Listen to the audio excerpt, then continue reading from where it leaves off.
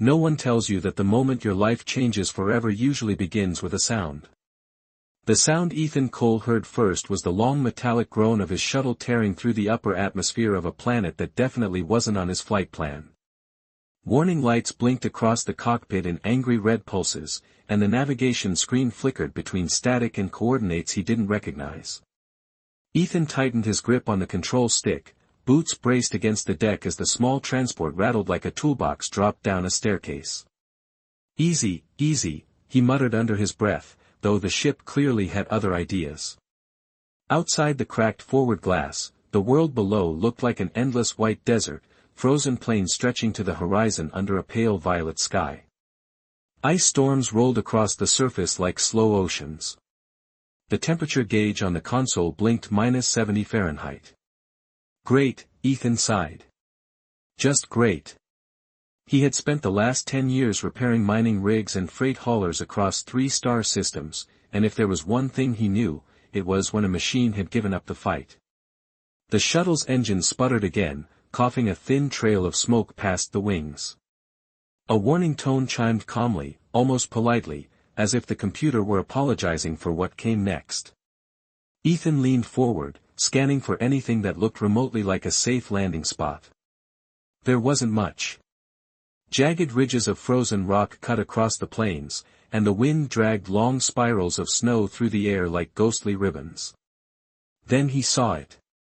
Far in the distance, barely visible through the storm, stood a dark shape rising from the ice. Towers. Real towers. Tall, narrow structures made of black stone or metal, reaching hundreds of feet into the sky like ancient spears. "Well," Ethan breathed, nudging the controls, "that's either the best luck I've had all year, or the worst." The shuttle shuddered violently as the last engine gave out, and the craft began gliding downward in a slow, uncontrolled descent. Ethan worked the manual thrusters, guiding the falling ship toward the distant city as carefully as he could. Snow hammered against the hull. The wind screamed past the fuselage.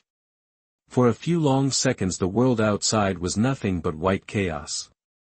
Then the shuttle slammed onto the frozen ground with a heavy jolt, sliding across the ice for nearly 50 yards before finally grinding to a stop. Silence followed.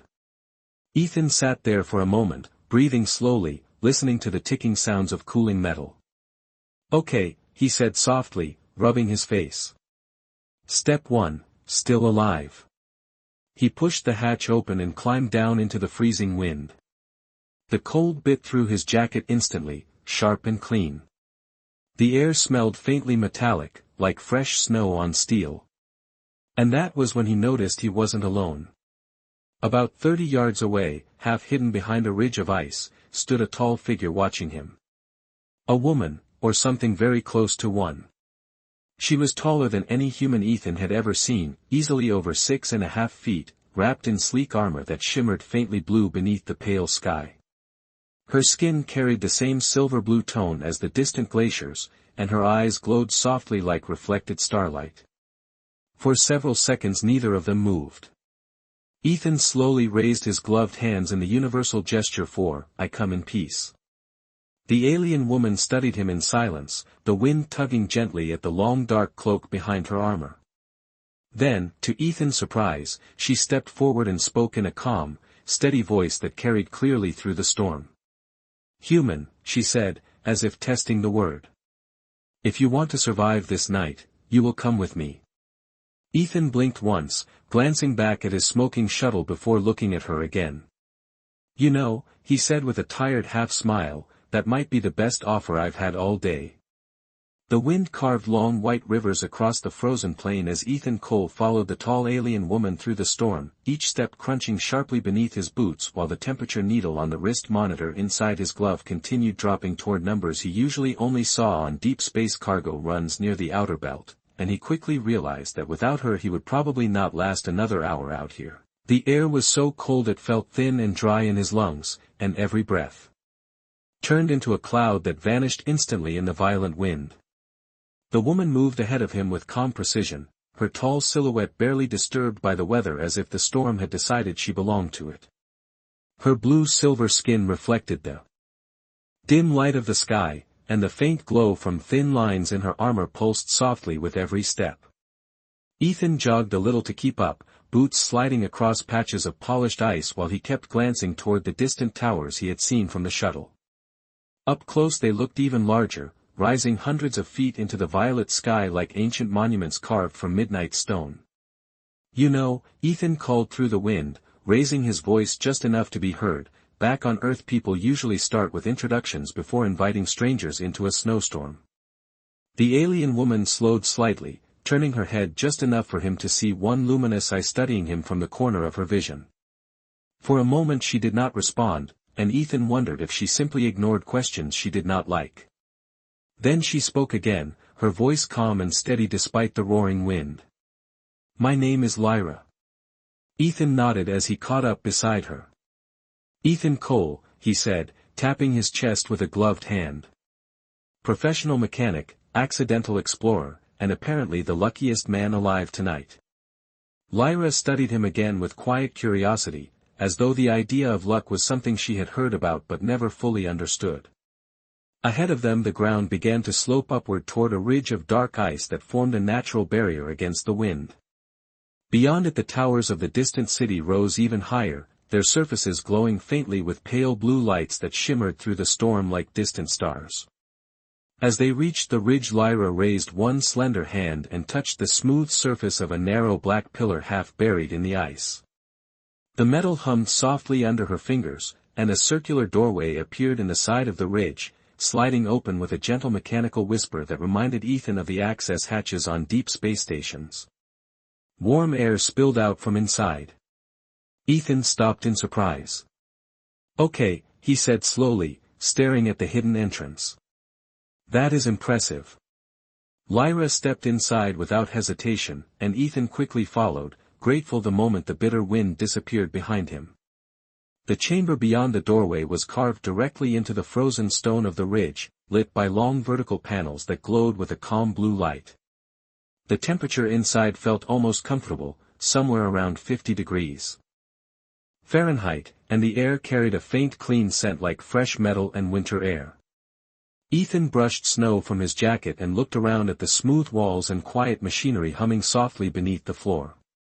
"You built a hidden shelter inside a glacier," he said, shaking his head with quiet admiration.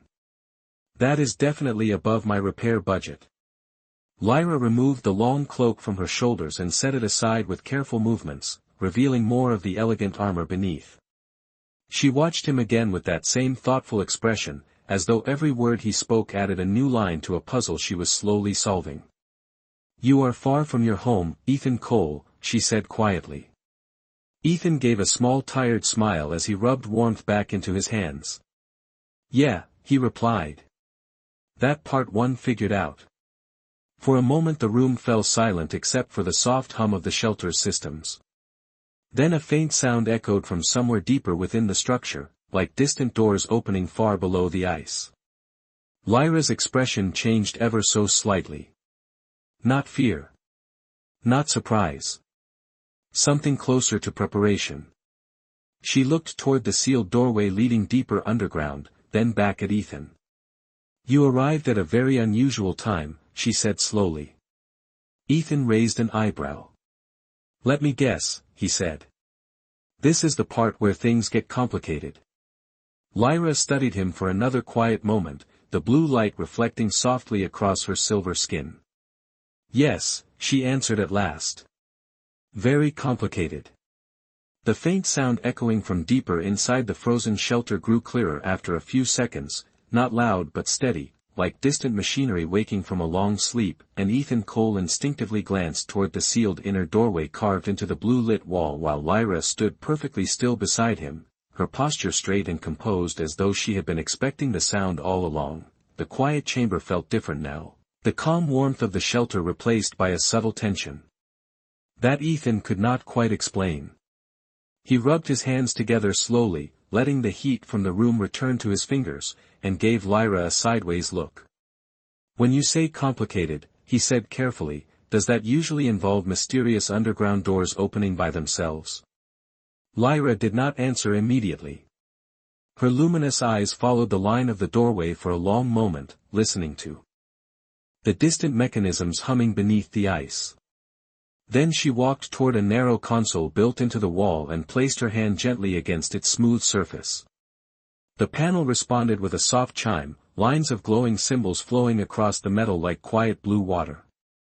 Ethan leaned slightly closer, fascinated by the alien interface even though he could not understand a single character. Machines were machines, though, and he recognized the rhythm of a system running checks. For what it is worth, he said with a small shrug, I fix engines for a living. If something in there starts making strange noises, I can probably help. Lyra glanced back at him, and for the first time since they met Ethan noticed a faint hint of amusement in her expression, subtle but unmistakable. Your confidence is unusual, she said. Ethan smiled lightly. Confidence is just optimism wearing work boots. The panel chimed again, and the sealed inner door slid open with a quiet mechanical whisper. Beyond it stretched a long corridor carved through the glacier, its walls smooth and polished like frozen glass. Soft light panels glowed along the floor, leading downward toward the deeper structures beneath the ridge. The air drifting from the corridor carried the faint metallic scent of advanced machinery, mixed with the cool dryness of ancient ice. Ethan let out a low whistle. You have got an entire facility hidden under this mountain, he said, stepping closer to the doorway. That is not exactly a roadside shelter. Lyra watched him carefully, as though measuring how much to reveal. It is a place of preparation, she answered. Ethan tilted his head. Preparation for what? Before she could respond, a new sound echoed from farther down the corridor. Footsteps. Several of them. Slow, deliberate, and approaching. Ethan instinctively stepped back from the doorway as tall figures appeared in the distant light. They looked similar to Lyra, with the same elegant height and silver blue skin, though their armor was darker and more formal, etched with thin glowing patterns that ran along their shoulders and arms. The moment the group saw Lyra they stopped walking and bowed their heads slightly in a gesture that looked almost ceremonial. Ethan blinked in surprise. Okay, he murmured quietly, glancing toward her. That is not the reaction you get for ordinary travelers. The tallest of the newcomers stepped forward and spoke in a clear voice that echoed softly through the corridor. The language was unfamiliar, but the tone carried unmistakable respect. Lyra listened without interrupting, her calm expression returning as though she had slipped back into a role Ethan had not seen before. After a moment she answered in the same language, her voice steady and composed. The others lowered their heads again. Ethan folded his arms loosely, watching the exchange with growing curiosity. When Lyra finally turned back toward him, the faint humor had vanished from her expression, replaced by something more formal, almost cautious. It seems, she said slowly, that your arrival here will involve more than simple shelter. Ethan raised one eyebrow. You know, he replied with a soft chuckle, that is starting to sound like the story of my life. Lyra studied him for another quiet second before adding one final sentence that carried far more meaning than its calm tone suggested. They believe you must come with us. Ethan glanced toward the waiting group of tall figures in the corridor, then back at Lyra. The mechanic from Earth exhaled slowly and gave a small shrug. Well, he said, I suppose I was not planning on walking back to my shuttle tonight anyway. The group of tall figures waiting in the corridor did not move as Ethan Cole and Lyra approached, yet the quiet respect in their posture filled the frozen passage like a silent current, and Ethan could not help noticing how every pair of luminous eyes briefly examined him before lowering again in a gesture that seemed carefully practiced. The polished ice beneath his boots reflected the soft blue lights running along the floor, and the deeper they walked the more the hidden structure beneath. The glacier revealed itself through distant humming systems and faint mechanical vibrations that traveled through the walls. Ethan folded his arms loosely as he walked beside Lyra, keeping his voice low. So let me see if I understand the situation, he said calmly. My shuttle crashes on an ice planet, I meet a mysterious guide with excellent timing, and now an entire group of very tall and very serious-looking people want me to follow them underground. Lyra kept her gaze forward. That is an accurate description. Ethan nodded once. Good. I like when things are clear. The tallest of the waiting figures stepped forward as they reached the center of the corridor. His armor carried a more intricate pattern of glowing lines that shifted faintly like living circuitry beneath the surface. When he spoke, his voice was measured and formal, directed first toward Lyra before briefly acknowledging Ethan with a respectful glance. The words were still in the unfamiliar language, but Ethan could sense the rhythm of authority in them, the careful tone people used when addressing someone important. Lyra answered with the same calm composure she had shown earlier, though her posture had subtly changed, straighter now, more deliberate. The tall figure listened and then inclined his head slightly, stepping aside and gesturing down the corridor as if inviting them to continue deeper into the structure. Ethan raised an eyebrow and leaned closer to Lyra as they resumed walking. I may not speak the language, he murmured, but I have seen that gesture before. That was not a request. Lyra glanced at him briefly, and the corner of her mouth almost curved again. No, she said softly. It was not. The corridor sloped downward for nearly 200 feet before opening into a vast chamber carved directly beneath the glacier. Ethan slowed to a stop the moment he stepped inside. The ceiling rose nearly 80 feet overhead, supported by tall arching columns of dark metal that blended seamlessly with the surrounding ice. Platforms and walkways circled the chamber at different heights, each illuminated by soft blue lighting that reflected across the frozen walls like starlight trapped beneath glass. In the center of the chamber stood a circular structure made from polished stone and silver metal, its surface engraved with intricate patterns that glowed faintly as though energy flowed quietly beneath them. Ethan let out a low breath of appreciation. All right, he said slowly, turning in a slow circle. I officially withdraw my earlier comment about roadside shelters. Lyra stepped toward the circular platform, her movement steady but thoughtful. The group of tall figures spread out along the edges of the chamber, watching with calm attention. One of them activated a nearby console, and the patterns carved into the platform brightened gently, lines of light weaving together like a silent constellation. Ethan studied the structure with the careful curiosity of a mechanic examining unfamiliar technology. The design looked ancient but incredibly precise, every symbol aligned with mathematical perfection. That is some kind of energy interface, he said quietly. Or a scanner. Maybe both. Lyra looked at him with faint interest. You understand it? Ethan shrugged. Not exactly. But machines tend to speak a similar language everywhere. He stepped closer to the platform, careful not to cross the glowing boundary etched into the floor. So what happens now? He asked. Lyra did not answer immediately. She stood at the edge of the illuminated circle, looking down at the ancient symbols as though weighing something important in her mind.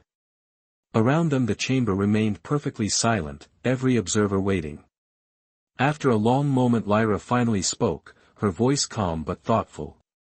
Now, she said slowly, you take part in a tradition older than this world's oldest cities. Ethan blinked once and glanced down at the glowing structure again. That sounds significant, he replied. Lyra met his eyes with a steady gaze. It is. For a moment the blue light reflected across both their faces as the ancient platform hummed softly beneath the frozen mountain, and Ethan realized he had absolutely no idea what he had just agreed to.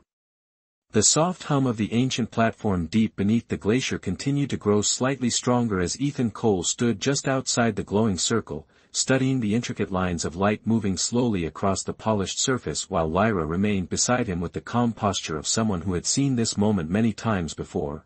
The chamber around them stayed silent, every tall observer along the walls watching without speaking, their attention fixed entirely on the center structure as though the next few minutes carried meaning far beyond Ethan's understanding. Ethan rubbed the back of his neck and gave a thoughtful glance toward the circle again. All right, he said quietly, I have participated in a lot of strange repair jobs over the years, but this one is definitely new. Lyra looked at him with a small trace of curiosity. You are uncertain. Ethan chuckled softly. That is one word for it. The glowing lines along the platform shifted again, forming larger patterns that slowly rotated across the stone surface like constellations drifting through space. Ethan noticed that the shapes were not random. Every symbol connected to another with perfect precision, forming what looked almost like a map or a circuit diagram written in light. His mechanics instincts immediately started analyzing it. "It is some kind of biological scanner," he said slowly, crouching slightly to examine the nearest edge of the platform. "Or maybe a bonding interface. Something that reads genetic signatures and connects them to a larger system." Lyra watched him carefully. "You see much for someone who has never encountered our technology." Ethan shrugged modestly. "Machines like patterns. Humans like patterns too." He stood up again and glanced toward the tall figure surrounding the chamber. "They are waiting for something very specific, though." Lyra gave a quiet nod. "They are waiting for you." Ethan blinked once. "Well, that seems optimistic." One of the observers stepped forward and activated a nearby control pillar. The moment his hand touched the smooth surface, the platform's glow intensified slightly, and a soft circular barrier of light formed along the outer ring as though inviting someone to step inside. Ethan exhaled slowly through his nose. "Okay," he said, pointing gently toward the circle. "I assume that is my cue." Lyra stepped closer to him, her expression thoughtful but calm. "You may refuse," she said quietly. Ethan looked at her for a moment, surprised by the offer. Then he glanced around the chamber again at the waiting observers and the ancient structure humming beneath the ice. Finally he smiled faintly. "You helped me survive a blizzard that probably would have turned me into a human popsicle," he said. "Walking into a glowing circle seems like a reasonable way to return the favor." Lyra studied his face for another second, as though measuring his sincerity, then stepped with him toward the edge of the platform. The glowing symbols shifted again, responding the moment Ethan's boots crossed the boundary line. Soft lines of light rose gently from the stone floor and circled around both of them like slow-moving ribbons, not touching but surrounding them in a quiet orbit of energy. Ethan looked down with open fascination. "Okay," he admitted with a small laugh, "that is definitely impressive." The chamber remained perfectly still as the system continued its silent work. Above them the patterns of light began forming a larger symbol that hovered faintly in the air between Ethan and Lyra. Ethan studied it carefully, his curiosity growing stronger by the second. "So what exactly does this tradition do?" he asked calmly. Lyra looked at the glowing symbol as it slowly completed its shape, the blue light reflecting in her eyes like distant stars. For a moment she said, "Nothing." Then she answered with a quiet honesty that carried more weight than Ethan expected. "It joins two lives together." Ethan blinked once and looked from the symbol back to her. "Joins them how?" The glowing platform hummed softly beneath their feet as the ancient mechanism completed another sequence, and the watching figures around the chamber lowered their heads in solemn acknowledgement. Lyra held Ethan's gaze and spoke the final words with calm certainty. "By declaring them bound." Ethan opened his mouth to ask another question, but the light surrounding them brightened gently, and he suddenly had the strange feeling that something very important had already begun. The blue light surrounding the ancient platform deep beneath the glacier continued to brighten slowly, not blinding but steady and deliberate, as though the structure itself had awakened after centuries of silence, and Ethan Cole stood perfectly still inside the glowing circle while thin streams of energy moved around him and Lyra in quiet arcs that resembled orbiting constellations. The chamber remained silent except for the low harmonic vibration coming from the platform beneath their feet, a sound that Ethan could feel faintly through the soles of his boots like a distant engine idling somewhere deep inside the mountain. Ethan watched the drifting light carefully, his mechanical instincts trying to make sense of the patterns. "All right," he said softly, glancing toward Lyra. "You mentioned this tradition binds two lives together. That sounds important enough that someone probably should have explained the details first." Lyra did not immediately answer. Her eyes followed the glowing symbol forming slowly in the air between them, the ancient design now shining with a steady brilliance that reflected across her silver blue skin. Around the chamber the observers remained motionless, their heads lowered in quiet acknowledgement of the ritual unfolding before them. Ethan noticed the silence and shifted his weight slightly. "I am guessing," he continued calmly, "that nobody in this room expects me to run." Lyra looked at him then, and for the first time since they stepped onto the platform there was something different in her expression. Not uncertainty exactly. Something closer to responsibility. "No," she said gently. "They do not." The light surrounding them pulsed once, and the hovering symbol above the platform completed its final shape. Ethan recognized the moment instantly even though he had never seen this technology before. The system had finished its scan. A soft chime echoed across the chamber, clear and resonant, like the closing note of a bell. Lines of light descended briefly from the symbol and touched the platform beneath Ethan and Lyra, forming a delicate geometric pattern that connected both of them through the glowing design. Ethan raised one eyebrow as he watched the pattern link their positions together.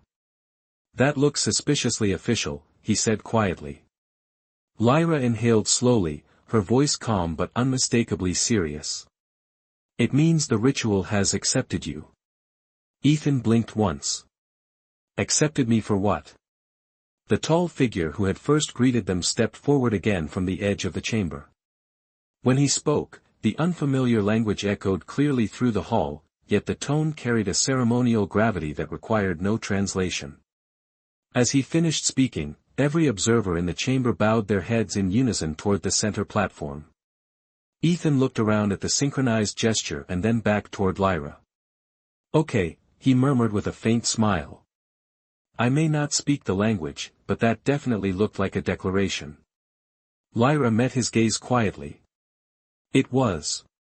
Ethan folded his arms loosely, studying the glowing symbol still floating above them.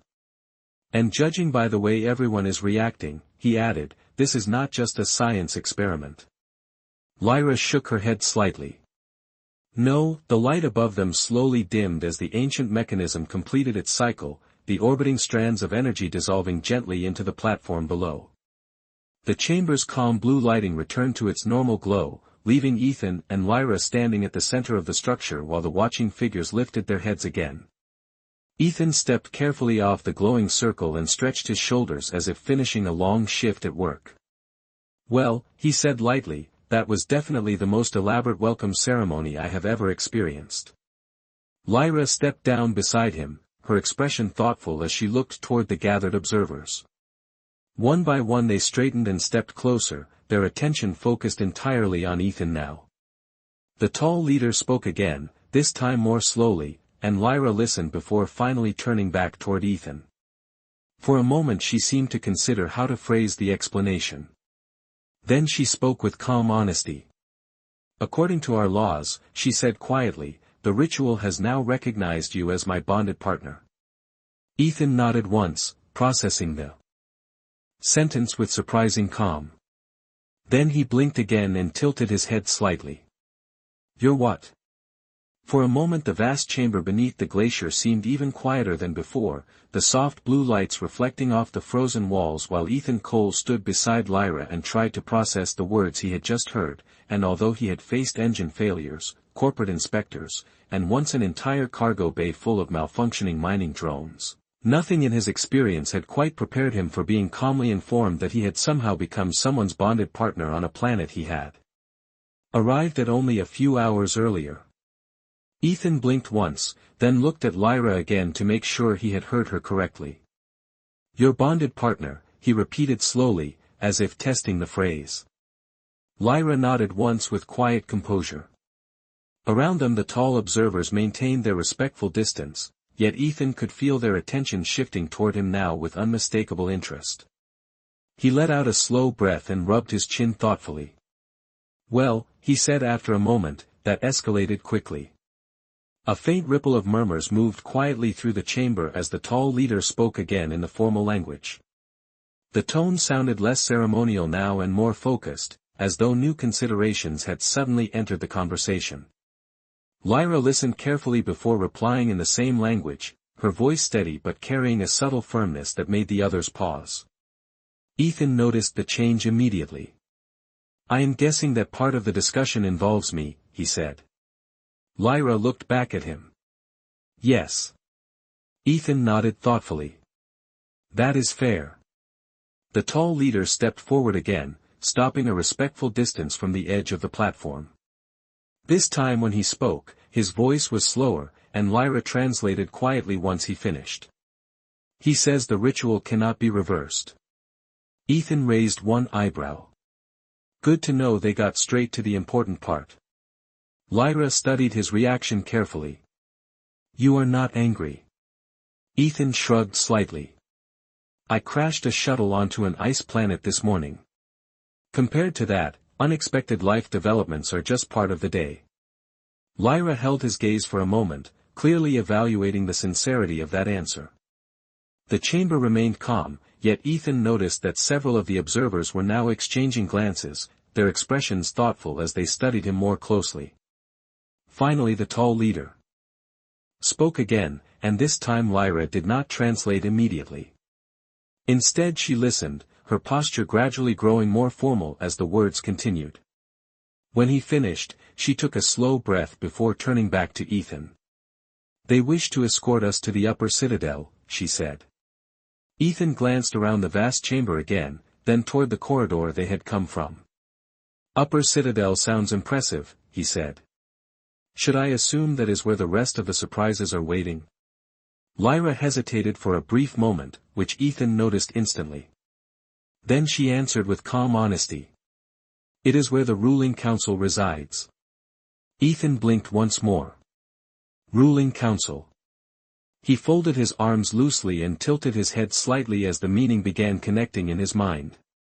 The respectful bows earlier. The ceremonial ritual. The way every person in the chamber had deferred to Lyra without question. Ethan looked at her again with a new level of curiosity. Lyra, he said slowly, I feel like there is a very important detail about you that nobody has mentioned yet.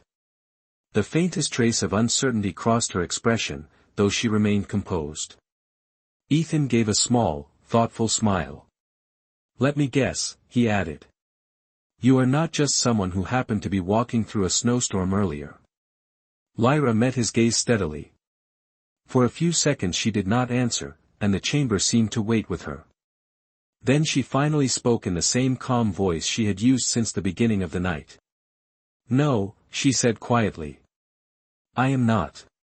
The chamber beneath the glacier remained quiet as Ethan Cole and Lyra stood facing each other under the soft blue glow of the ancient lights, yet something in the atmosphere had shifted, a subtle change in the way the observers watched and the way Lyra carried herself, and Ethan realized that whatever answer she was about to give was not a small one. He folded his arms loosely and tilted his head with patient curiosity, the same calm expression he used when a complicated engine refused to explain why it had stopped working.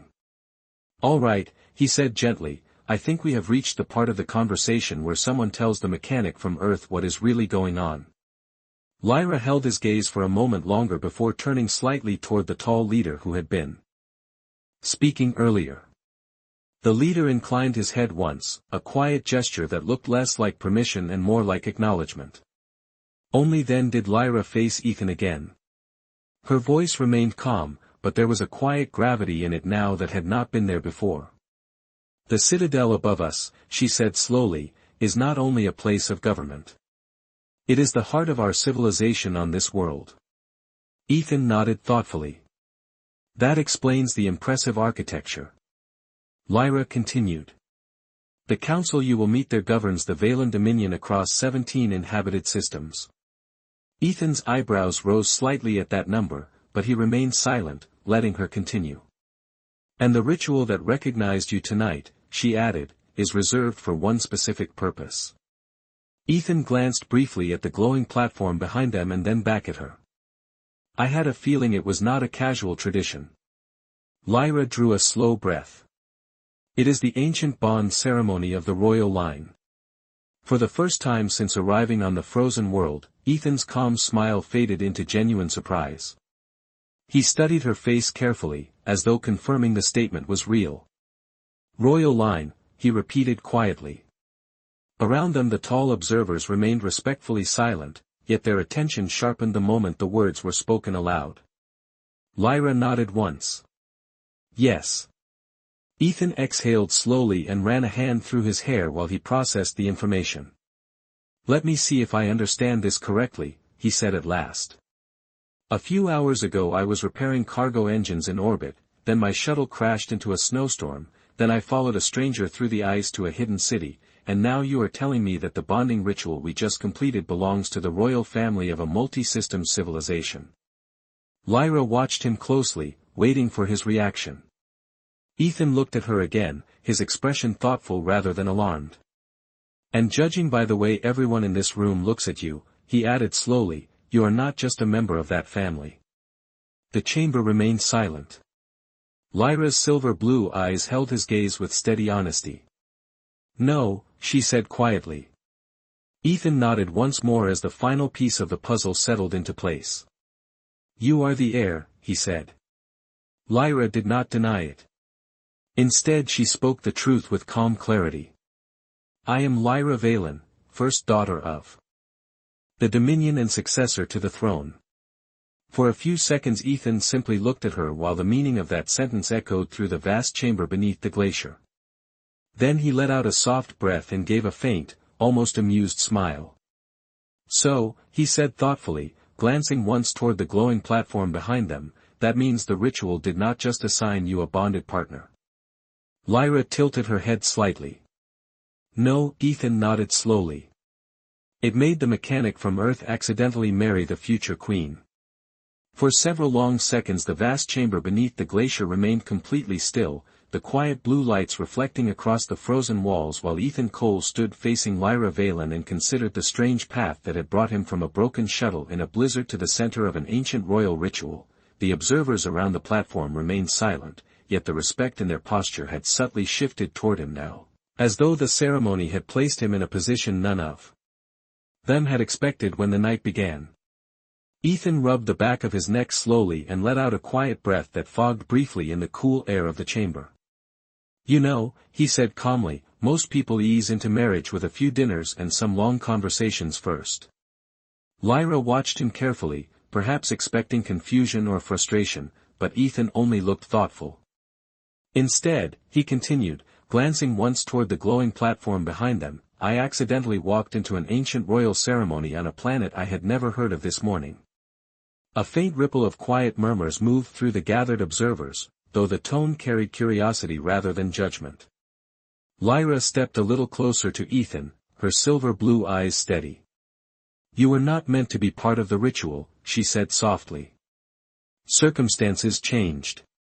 Ethan nodded once. That much I figured. He looked toward the tall leader who had been speaking earlier and then back to Lyra again. So what happens now? Lyra considered the question carefully before answering. The council will expect us in the upper citadel, she said. They will recognize the bond that the ritual confirmed. Ethan gave a small thoughtful smile. Recognition sounds official. Lyra nodded. It is.